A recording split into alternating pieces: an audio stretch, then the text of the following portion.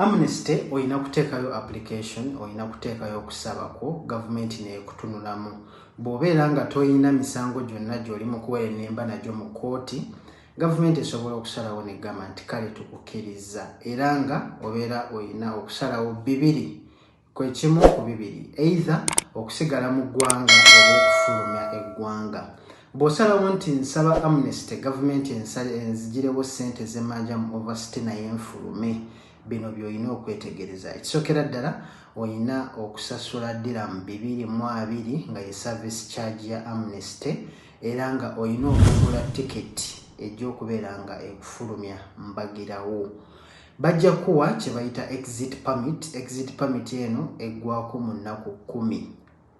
Tekiri nti woogendera okusaba amnesty there and then ovaayo nga bagikuwa. Ekitwalamu akabanga gavumenti neeyongera okwekkaanya okusaba kwo.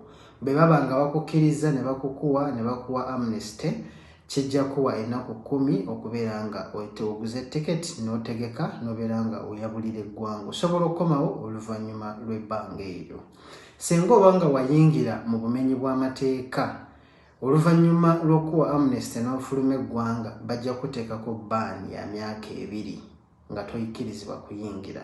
Tofaayo ku fingerprint scanning gye bajja okukola ne scanning y'amaaso. Biki ebyetaagisa omuntu nga ayagala okusaba amnesty? Ojja kwetaaga passport. Bw'oba tolina passport yo, ojja kwetaaga original passport. Bw'oba tolina original passport, ojja kwetaaga copy. Ojja kwetaaga photocopy eya passport yo. Bw'oba nga tolina passport nga tolina na photocopy, ojja kwetaaga ekibaluwa okuva ku embassy. Ojja kwetaaga ekibaluwa okuva ku embassy y'eggwanga lyo wano mu UAE. Kyojja okugenda nakyo n'obufaananyi 3, passport size photos naye nga zirina white background. Ebyo byojja okugenda nabyo ku immigration office. Tuyinza kugenda wa abantu ebiseera mu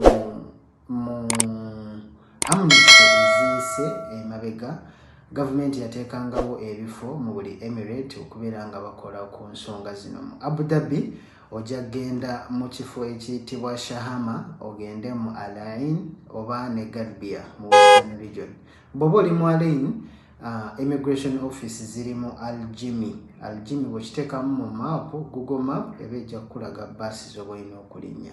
Bw'obeera mu Dubai oba ojja genda ku Al Awir Immigration Center, era nga bw'oba oli mu Sharjah ojja genda mu Sharjah Mega Mall. Emirates ezisigadde oba olina okugenda ku immigration office mu Emirates ezo